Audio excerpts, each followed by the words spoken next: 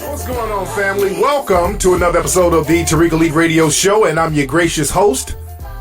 My name is Mr. Tariq Elite, also known as King Flex, also known as Tariq Nasheed, ladies and gentlemen, and I'm so glad to have everybody tuning into today's show. We're going to chop up some good game as we always do. The phone number is 818-850-5404. We are going to take a lot of calls tonight on today's show. So call in, let me know what's on your mind. Let's chop it up and let's keep it thorough. But what we're going to do right now, we're going to take a real quick commercial break, and I mean real quick, and we'll be right back right here on the Tariq Elite Radio Show. Yo, check out my man Kevin Gentry and his website, BecomeRichFamousFast.com. Kevin has a one-on-one private school coaching website, and he will teach you everything you need to know about the game. And you can call him directly at 404-207-5640. Call Kevin up and he will teach you everything you need to know about being a true player and having real tight game. So check out BecomeRichFamousFast.com. Are you real ashy and you don't know what to do about it? Does your knees and elbows look like you've been blocking bricks from being thrown at you? Well, if so, there's a solution. Check out SheaNaturalSkin.com.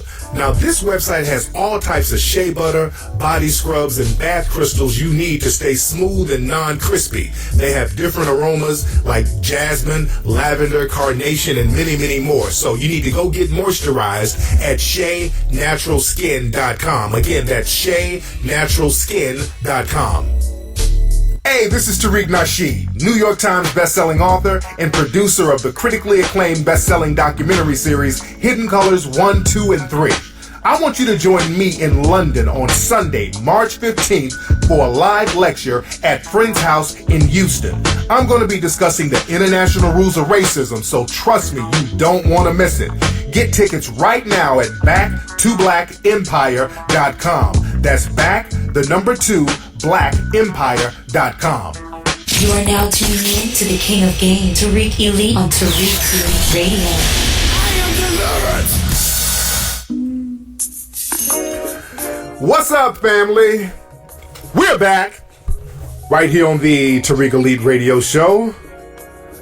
Glad to have everybody tuning in. We're going to chop up game like we do. And again, the phone number is 818-850-5404. That's for folks who want to call in. Shout out to all my people in the UK. A lot of people are coming to see me in London. That will be next week. I'll be in London doing a lecture March 15th. That's Sunday. So a lot of people are coming. You want to get your tickets now at back2blackempire.com. I got a lot of press I'm going to be doing there. I will be there, I think, next Wednesday. I will arrive there next Wednesday or next Thursday. So I have a lot of television stuff I'm doing over there. I've already done a lot of press over here for there, and I got a lot more to do. So we're going to take London by storm. We're going to have a great time over there. And shout out to all my UK brothers. Shout out to everybody who has contributed to the Kickstarter for Hidden Colors 4. We're almost at 100K right now. We got like 14 more days to go, but I want everybody, if you're listening right now, go to Kickstarter.com, go to the Hidden Colors 4 page, type in Hidden Colors 4, and make your contribution today to get us over that 100K hump for Hidden Colors 4. And I like to thank and show my gratitude to everybody who has contributed so far. Hidden Colors 4 is going to be a doozy. As a matter of fact, we're doing some filming for Hidden Colors 4 this weekend. I'm going out of town. I'm going to Texas this weekend to do some filming for Hidden Colors 4. So I've got a lot of stuff I'm juggling. But again, go to either Kickstarter.com or you can go to HiddenColorsFilm.com to make your contribution to Hidden Colors 4. And you can do that right now, ladies and gentlemen. Let's see who we got on the phone. We got a lot of folks calling up. Speaking of Texas, seem like we got somebody from Texas calling right now. Let's see who we got. What's up? Who's calling? What's up? It's Jerry. Hey, who's this? Jerry, like Tom and Jerry. What's up, Jerry? How are you? Where are you calling from? I am calling from Atlanta, Georgia, but I am from Dallas, Texas. Hey. Yes, what's up? I'll be in Dallas this weekend. So what's on your mind, Jerry? Oh, I just wanted want to say, I just want to ask you, recently I was added to this group message from some college associates. And this one girl was very problematic for me. It actually got me thrown out of the group message because she kept confronting me and calling me tacky and arrogant and things of this nature, especially arrogant. So I was just, curious as to how do you feel about people calling you arrogant when you're not being arrogant and you're just speaking the truth. So one situation was a friend of ours asked for advice because he had been taught. And I let the young lady and another young lady respond to him before I said something because I'm a third-year medical student. And I knew the answer. I knew what was going on with him right away. But, of course, I gave other people a chance to speak. And then I addressed him directly and said, what I thought the problem was. And they were writing paragraph after paragraph, giving him advice after advice. And, I just came in with like 2 sentences. And she basically said that I was disrespecting her and disrespecting the other girl who's also into mental health, which it had nothing to do with mental health. And I was like, I'm not disrespecting anyone. I'm a third-year medical student. I think that's relevant, even though it has nothing to do with me actually knowing what was going on with him. And she tried to throw up her degree, like, well, I have the highest degree in this group, etc., and went through her whole resume. I'm like, well, it's not about that. Okay, let me how stop do you address people who are calling you arrogant? Okay, so that situation, let me tell you what it is, and this was another African-American sister, right? Yes, and she's biracial. Yes, African-American. Okay. With us, unfortunately, we carry a lot of stuff over from slavery. We still have it. We still have a lot of slave baggage and refuse that we carry with us. And one thing that we carry is this one-upman thing, this rugged individualism that we have to have with each other, where we have to one-up each other. We have to big up or be one better than the next black person. It's this very competitive thing because there's such a scarcity of resources, and we have this poverty mentality where resources are so scarce. We got to do whatever we need to do in order to keep shine for us so that we can get what little resources are available. So I'm making it more complicated, but what it is, but basically it's this one woman don't want to see another woman shine. It's just that simple. It's just when you're shining and you saying the right things and now you're getting attention, the minute that happens and you're on an equal standing with somebody, you look like them, you are in the same field as them, all of a sudden that cutthroat, I gotta down them mentality pops up. So now they got to talk about you're arrogant because now they can't say that you're incompetent. So they can't say that because if you were incompetent in any way, they would have brought that out. She's like, so, what test have you passed? You're not a doctor. I'm a third-year medical student. So why would you even fix your mouth to disrespect me in that way? Anything to kind of bring you down a peg. So since they can't bring you down based on your academic skills, they just say, okay, you got the skills, but you're just arrogant. People do that to me all the time because they can't say that I'm a dumb dude or I'm not on top of my game or I'm not about no business. They can't say that. So they say, oh, that Tariq, that nigga's arrogant. He's egotistical. So I get that all the time. And that's just another form of motherfuckers hating because you're shining and they just want to bring you down a peg instead of learning the game and trying to get on your level so that they can be thorough. We get this attention thing. We're so attention deprived. So you're already winning. So when somebody's calling you arrogant, understand that you're winning. So you don't have to do anything. That means you're winning. Understand this. People hate up. They don't hate down. They don't hate on people who are doing worse than them. You always hate on people who are doing better. They hate up. So if somebody's hating on you, better say that, man. Exactly. So don't even trip on that. You already winning. So that woman is not a threat to you. Now she's threatened by you. You understand?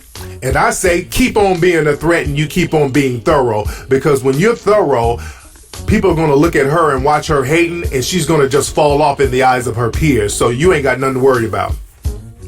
Oh, Oh, man, I sure do appreciate that, because Yes. that was just bothering me. Like, why would you say that? Even after she gave me her resume, I was like, you know what? I salute you. You're definitely someone that I admire. I'm not taking anything away from you. So what is it that you want me to say or to do? Yeah, just keep doing you, because you're already winning, and the more she keeps hating, the peers are going to look at her and be like, okay, you on something else and we ain't messing with you, but they're going to still rock with you. But thank you for the call, dear. All right. Let's see who else we got on the phone. But like I said, people hate up. They don't hate down. What's going on? Who's calling? What's going on, family? It's AJ from Florida. AJ from Florida. How you doing, AJ? What's on your mind? I just wanted to ask you a quick question real quick. Go ahead, fam. I wanted to know what you think we should be doing as far as like when the police are shooting brothers and we seeing these videos posted up and these world star hip hop videos. I get real upset about that. Is that something that I should ignore and just focus on like bettering myself, or what you think?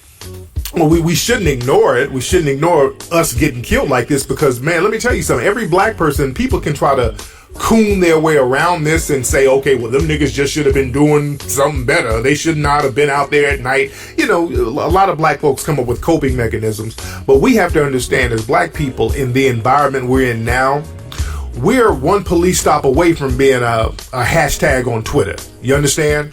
Your name can be a hashtag on Twitter tomorrow if the wrong white supremacist cop pull you over. You understand? So we're all at danger. So this is why we should be working day and night, figuring out ways to protect ourselves and counter systematic white supremacy. And you counter that through melanoid empowerment. So we should be talking about, we should be talking about economics all the time. Ways to like better myself. It's just, I seen that video with the homeless guy in LA, and it just made me real upset. I'm just tired of seeing my people get killed. Yeah, me too. And that's why we should be empowering ourselves economically. We should be on top of our economic game. Unfortunately, when it comes to talking economics, you got black folks out here trying to hate on people talking on economics. Oh man, you just hustling the black community. Bullshit like that is gonna get us killed continuously. We need to be circulating money in the black community so that we can get politicians in place, so that we can create our own laws, so that we can protect our communities, because we're being targeted because we're economically weak, and that makes us politically weak. That makes us academically weak. That makes us weak in every form of people activity. That makes us weak militarily. We got to get our money game together. There's no way around that. You feel me? Yeah, I'll tell you one quick question real quick, Tariq. I just want to say thank you for everything that you're doing. And I used to be a fan of Griff until he came at you the wrong way. So everybody I know, we riding with you. Thanks, family. No doubt, man. Much respect, man. Yes, indeed. And as far as that whole Griff thing with Griff and me and Zaza Ali and all that old shit, for those who don't know, I'm not going to even get into it, but it's squashed on my end. Everything is squashed, and you know, there have been responses on their part. You know, there was a little back and forth. I said my piece on Ustream this Sunday, and I'm not touching on it no more. For now, I'm not going to touch on it no more. And I was thinking about responding to something, but I'm not. Brother Phil Valentine, the great Brother Phil Valentine, gave me a buzz, and we had a real heart-to-heart, man-to-man talk, and I love that brother and have so much respect for Brother Phil Valentine. And he's going to be in Hidden Colors 4, by the way, dropping some real heat. And, you know, he kind of wanted me to pump the brakes on everything for the sake of the brothers and sisters out here who are trying to be enlightened, and it makes a lot of sense. I'm not, again, even when this whole ordeal started, which was not my fault, by the way, my thing, I didn't want to embarrass folks, but I had to defend myself, and that's what it is. I said what I had to say, so I'm squashed with it, and everybody, all my people, we're gonna fall back and just chill. That's what I'm saying to all my folks. But I digress, ladies and gentlemen. But my man made a very good point earlier, who just called about black people getting killed and attacked out here. There was a homeless brother out here. His street name was Africa. And the brother he was a mentally ill brother. The brother had mental problems. And he was down there downtown on Skid Row. For those who don't know, Skid Row is an area in downtown LA where there are a lot of homeless people with mental illnesses. They have a lot of missions down there where homeless people stay. A lot of ex-drug users down there. So it's a pretty bad situation in that part of town. And this brother got into an altercation with the police. He was unarmed, and they did what they do to unarmed black people. They killed the brother. And let me tell y'all something, man. Shit is kind of getting real out here. People ain't taking that shit lightly out here, man. People out here are not taking that lightly. There were some cops that were shot at, I think yesterday or the day before yesterday. I think it may have been in retaliation to that brother getting shot. But cats out here are not taking that shit lightly. A couple of cops were targeted. So something's going to have to be done about that shit. Is going to get really real. But again, that goes back to us having our economic game in order. We got to have our economic game in order. And one thing I didn't like with this brother, the homeless gentleman, he was killed. He was unarmed. And on the news the next day, they were going on about his jail record. And this is a real slick move that the media makes, because the media is in cahoots with law enforcement and the politicians. They were talking about how he was a convicted bank robber. Now, this guy robbed a bank like in 2000, like 15 years ago. But they kept bringing that up as if that has something to do with him getting killed on the streets while he was unarmed. They kept using convicted bank robber, such and such, convicted bank robber. They kept using that term to criminalize the man, to justify him getting killed. Same thing they did with Mike Brown. They kept showing that video of him getting into the altercation at the convenience store. They always do that with us. This is why it's important to have our finances together so that we can have our own media. But the shit is getting real out here. And them demonizing that brother, that's just not a good look. Let me see who's on the phone. We got a lot of folks calling. Let me see who else is on the phone. I'm going to touch more on that in a minute. What's up? Who's calling? Yo, what's going on, Tariq, man? This CeeLo's, man, calling from Georgia. Hey, man, what's on your mind? I'm just chilling, man. I saw your pic that you had posted on IG, man, and it said your girl can't open a soda, but had superhuman strength to break her phone when she was cheating. Yeah, man, that's true right there. One time, man, I got caught, and I tried to break my phone myself, and the phone just bounced off the floor and didn't break at all, man. But no, it ain't worth it, homie. There you go. That's all. What's up? What else is on your mind, man? Oh, I'm just chilling, man. Like right now, I'm at work. I work at a radio station. I'm live on the air with you, homie. What radio station you work at? I work at WHGH 840 in Thomasville, Georgia. There you go, man. Shout out to everybody in Thomasville, Georgia. I hope y'all got Hidden Colors 1, 2, and 3. Go to hiddencolorsfilm.com to get that now. That's a bet, man. I got all your stuff, man. Want to give you a shout out, man. Congratulations on your newborn and you and TJ, homie. Thank you very much, man. Thanks for the call, fam. Yes, indeed. Let's see who else we got. What's up? Who's calling? Yo, what up, Tariq, man? This Pimpin', man. What's up, Pimpin'? How you doing, fam? Oh, man, I'm chilling on it, man. Where you calling from? Little Rock, Arkansas. Out there in Little Rock. What's on your mind, man? Hey, man, I just wanted to know, man, am I wrong for just trying to charge this chick to the game, man? So usually I have chicks kind of compensate, man, for me just kicking it with them, man. I don't just like kicking it with a chick for GP, man. Like, I make this chick pretty much, she either gonna shit or get off the pot, man, fucking with me, man. And I'm pretty much giving her a 2-week stretch, man. And I'm trying to see, am I going the right way, man? My homeboy said I should give her a little bit more time. Well, how's she been acting so far? I mean, she's been cooperating so far, but it just seems like on the cash end of the game, she's being a little petty, I think. I feel like. Oh, okay. Well, the thing is that when you deal with anybody, they know what they're doing, they know what they're not doing. And sometimes when you give them an ultimatum, man, you got to fall through 100% with the ultimatum. That's with anything you do. So yes, when you indeed. say, I'm giving you a couple of weeks time to do this or that, just like with any employer, anything, sometimes people are going to test and see how thorough you're going to be, and they can kind of feel whether you're bluffing or not, because you got to have a look in your eye like you dead serious that you're going to charge this situation to the game if somebody's not coming correct. So sometimes people might play dumb and just kind of wait you out just to see how thorough you are. So you got to have in your heart of heart the ability to really charge this person to the game. You feel me?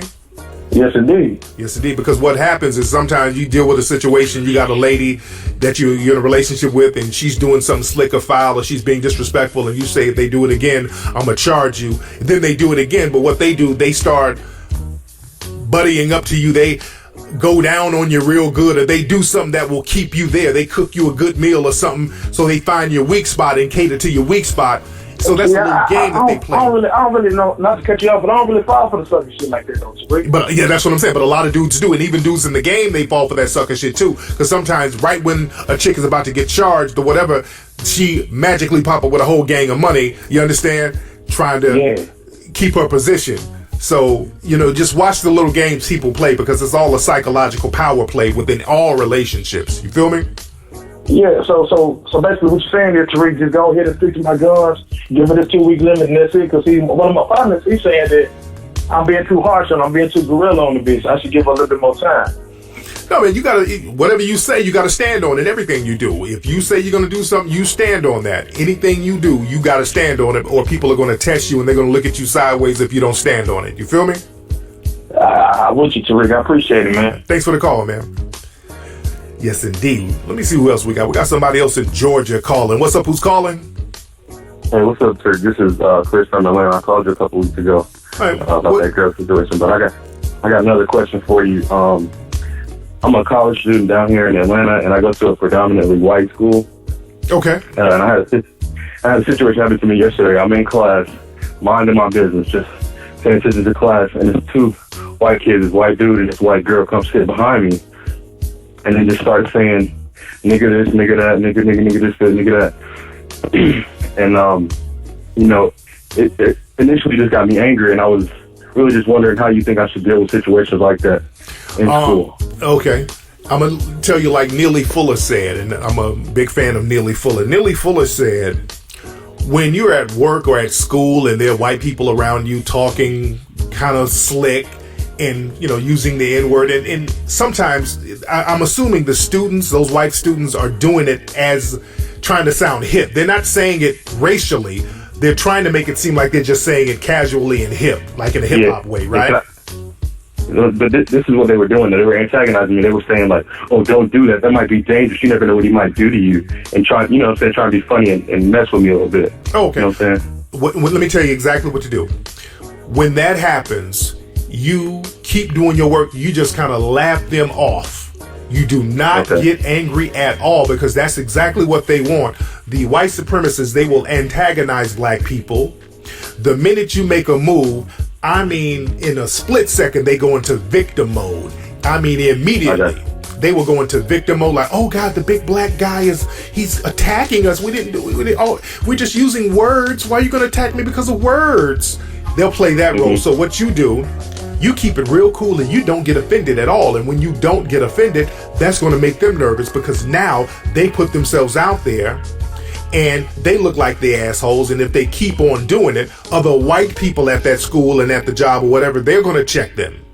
You understand? Okay. So just let them hang themselves. When you already got them, when you're at a job or a school and there's a white person talking some racial shit, you already got them. You just kind of sit back and let them fall off. See, what we want to do, because we hear somebody say something racial and slick, we want swift justice. We want to get in their ass right then and there. Then we end up getting fired or expelled or whatever. I learned that as a kid. When I was in school, when I was in the 2nd grade, there was a kid named Lee who used to say all types of little crazy racial shit to me. Little blonde-haired white kid would say, niggers are from Jupiter, that's why they're stupider. He would say all types of little shit. So I'm like, man, I'm going to knock the shit out of you at lunch. So I would kind of get up on this dude, and he would go tell on me that I'd get suspended. I said, oh, and he's sitting there grinning and snickering. I said, oh, okay, I got it. Okay, so I'm going to change. At that point, in the 2nd grade, I understood the game from that point. I said, okay, I'm about to learn the ins and outs of how racism work. I learned this in the 2nd fucking grade. That's why I'm thorough about it now, and that's why I'm still on that, because I had to learn how to maneuver past that and not get caught up in a trap. I got trapped, and we still get caught up in these type of traps to this day. Don't you get caught up in that trap. Let them keep talking that bullshit so they can end up getting fucked up in the game. You feel me? No, I got you. It's hard, but I got you. I feel you, but keep it thorough. Thanks for the call. Yeah, when somebody's doing all that nigga talk or whatever, even if they just keep on doing it, whatever you do, don't get mad. Don't get mad. Especially when somebody's using nigga, somebody white and they're using nigga. Just ask them, what do you mean by that? when you say nigger, what do you mean exactly? What are you saying? And if they try to play the, well, black people say it, so how come we can't say it? You know my answer. I tell them, when I say niggas, I'm saying a different word. I'm saying N-E-G-U-S, niggas. Now that word, when you spell it that way, that's an ancient African word, particularly used in ancient Ethiopia. That word means king. So, to the white supremacists, are you calling me a king when you use the word niggas? If not, what exactly are you calling me? You got to know how to handle these white supremacists with words. Because they use these little words and these little codes, and that's how they get you. You got to know how to fight back with that. Your word game has to be on point, just like with the gentleman who called early, and that's the theme for today's show, as you see, how to handle situation with words and follow through with your words. When you say something verbally, you have to follow through with it. My man called earlier and said, hey man, I gave a girl an ultimatum. Now, the fact that you have to give out an ultimatum in a relationship, that's already somewhat of a problem there. Because now that means that they're doing something that they're not supposed to be doing, and you verbally let them know that you're not comfortable with them doing what they're doing. So now that you have to give an ultimatum, now you're going to have to stick by your words. And after a while, you're going to have to act on your words. And if you say you're going to do something, you're going to have to do it. And also, when people use words against you to try to draw you into action, you have to not fall into that trap. And that's what a lot of the white supremacists will do. They will say little slick stuff to draw you in. That's why the white supremacists, they love getting online and making up all of these fake screen names so they can use a lot of words to get black people riled up. That's a pastime with the white supremacists, getting black people riled up on the internet by saying little derogatory things and making little white supremacist statements. So we got to stop falling for those traps and have your word game in order.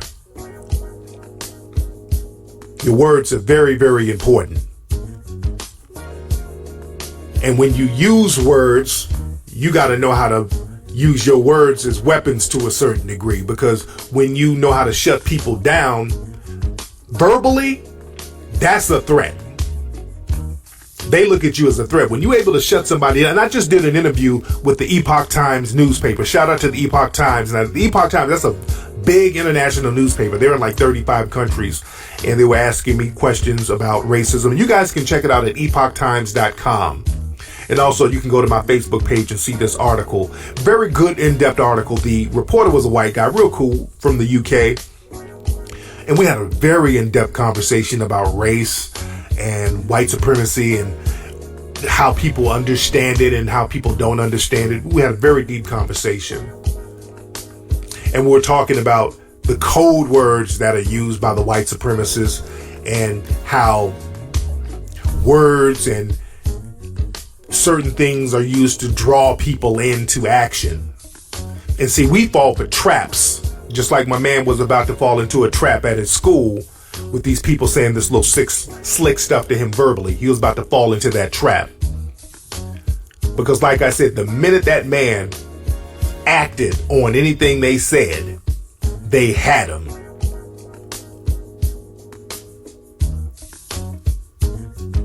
And sometimes, just like the case with this man who got killed out here in Los Angeles, Brother Africa, the homeless brother who was shot, the cops will do something real slick. They will use words and say certain things to justify their own actions. For example, when this brother was shot, the homeless brother, the cop kept yelling, "Get your hand off my gun! Get your hand off my gun!" The cop was saying that, making sure that that was heard, which from what you see on the tape, it doesn't look like the homeless brother was trying to reach for the cop's gun. It doesn't look like he was doing that, but that's a tactic of the police. They'll yell out something to justify their actions. And this happened in another case. It was a case where a brother got beat up and shot. I don't know if he got shot, but I know he got beat up and arrested back east, and he won a lawsuit. They didn't kill the brother, and he actually won a lawsuit, and that's why the cops like to shoot to kill, because they don't want to beat somebody up and it's on tape and then you get sued. See, a dead man can't sue the police. That's why they have these shoot to kill orders. But the same thing happened back east, where the cops was beating up this brother, and the cops were yelling out, "Get your hand off my gun! Get your hand off my gun!" while they were beating him. And the guy wasn't grabbing the gun at all. And they're real big on doing that out here in LA. I got pulled over a few years ago, and one of the cops they were just stopping random people on Sunset Boulevard. I was driving home and they were stopping random people, and they pulled me over. Well, I don't know what reason they did. But I got out the car. They wanted to check the car. I'm like, I don't consent to searches at all. And they just kept asking me a bunch of questions, and I was like, okay, officer, what is this about? You're being hostile. They just started yelling. Why are you being hostile? You're being hostile and aggressive. You're being hostile and aggressive. They started yelling. Then they put me in the cop car. I'm like, okay, these motherfuckers are real slick. That's why we got to have our cameras on them at all times, because they will try to verbally assault you to draw you in. If they start yelling at you, they know that naturally people tense up and physically kind of get startled if you're being yelled at. So they count on you to get startled and have some type of reaction naturally to them yelling at you, so that will justify them harming you. The white supremacists are very good at that. So my point is, we should understand how people use words and how they verbalize themselves against us, and how we have to not fall for those traps. So when I got pulled over by that cop, I remained cool because I knew what he was trying to do. And living in a system of white supremacy, we have to understand the game and get a code of conduct and a code of words, and understand a code of how to act to empower ourselves and also protect ourselves from these crazy ass white supremacists out here. But anyway, y'all, let me get up out of here. That's been today's show. Don't forget to go to backtoblackempire.com to get tickets to join me live in London next week. Don't forget to go to the Kickstarter page. That's at kickstarter.com, and type in Hidden Colors 4 to contribute to the making of Hidden Colors 4. And I will holler at you guys on Ustream this Sunday. Peace.